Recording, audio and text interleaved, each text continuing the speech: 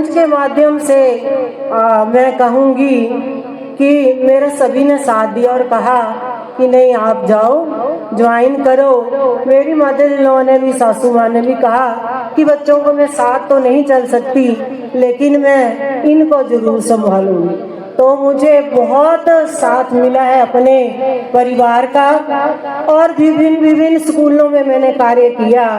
लगभग ये मेरा शायद 9वां स्कूल है। तो मुझे अध्यापक साथियों का भी, वहाँ के प्रधानाचार्य जी का भी और बच्चों का भी बहुत ही प्यार और सहयोग मिला है।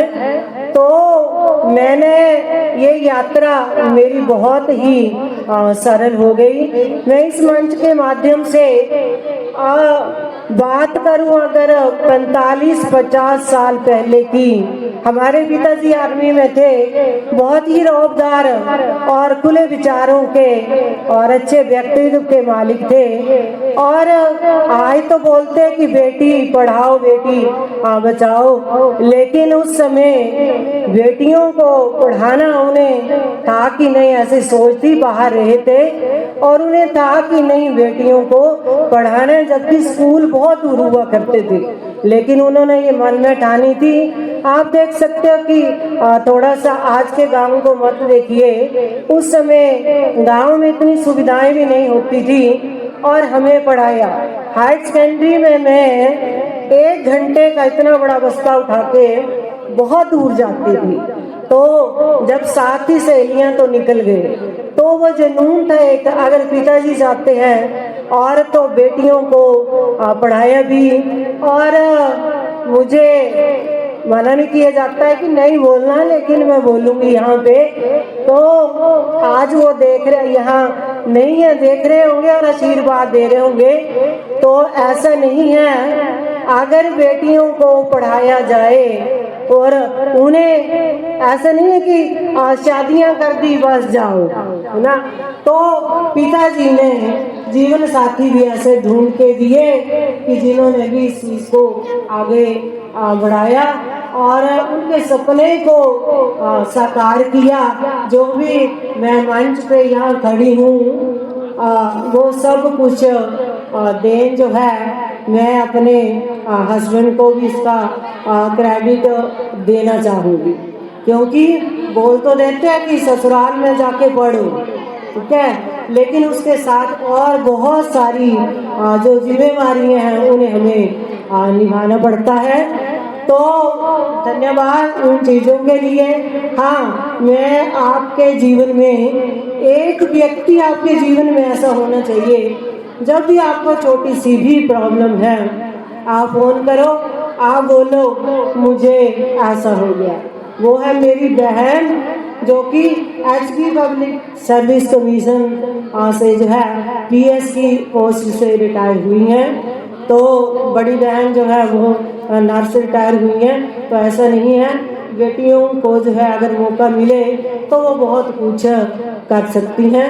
बाकी मुझे मैं बहुत ही अपने आप को सौभाग्यशाली समझती हूँ कि मैं जीएसएच चताड़ा से रिटायर हो रही हूँ। मुझे बहुत ही ज़्यादा यहाँ स्टाफ सदस्यों का प्यार मिला है, और एक परिवार के जैसा जिसे कह सकते हो, पूरा माहौल तो बना हुआ था। लेकिन क्या करें, जीवन जो है इसमें परिवर्तन समझ लो कि प्रकृति का नियम है, और हमें उस परिवर्तन को जो है वो अपनाना पड़ता है। आप देखते हैं कि प्रकृति भी, आप फूल देखते हैं, वो भी कभी अपना श्रृंगार बासी फूलों से नहीं करते, नित नए चाहिए होते हैं। तो वैसे ही एक बदलाव है, तो वही उसको मैंने भी सहज स्वीकार किया है। इस चीज़ को बहुत प्यार मिला। बच्चों को मैं बहुत ज़्यादा मिस करूँगी, और प्रधानाचार्य जी की मैं कहूँगी कि उनकी प्रशंसा के लिए शब्द शायद यहाँ पे कम पड़ जाए। लगभग मैंने 2 साल सर के साथ यहाँ पर सर्विस की है, लेकिन बोलते हैं ना कि अगर किसी दाल को देखना है कि वो गल गई है तो एक दाना बहुत होता है, या चावल सोच लो। तो सर जब यहाँ आए तो आपने सबसे पहले सर ने क्या देखा, हमारी ये विद्या मंदिर है। बोलने के लिए सब बोल देते कि हाँ मंदिर है, लेकिन मंदिर में क्या है, हम जब निस्वार्थ निष्काम अगर ऐसा सोच के अगर कोई कार्य करते हैं तो वो काम कहलाता है। ठीक है, तो अगर निस्वार्थ निष्काम होके अगर आप इन बच्चों के लिए काम कर रहे हो तो ईश्वर उसका फल जो है वो अवश्य देता है।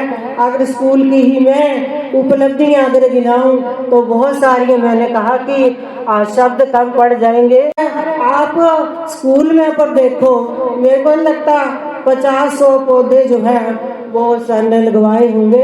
एक एक बच्चे को जिम्मेदारी दी है कि इनका देखभाल करना है। तो ये भी एक ऐसी परोपकार की भावना कौन रख सकता है। तो विद्या मंदिर को एक मंदिर ही मान, हम तो एक पूजा करते घर में तो भी हम कुछ ना कुछ मांग ही लेते, और नहीं तो शांति दे रहे।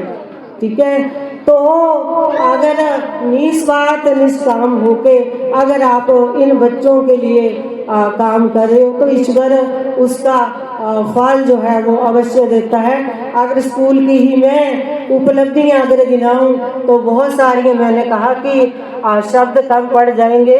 लेकिन जब किसी भी आप देखते हो इंस्टीट्यूट का जो है वो प्रधानाचार्य जी अगर ऐसे होंगे, अनुभवी होंगे और निष्काम रूप से निस्वार्थ रूप से उस मंदिर के लिए अगर कार्य करेंगे तो वैसे उसमें भावनाएं भी अच्छी होंगी, पवित्र होंगी, और सभी दिल लगा के कार्य भी है जो करेंगे।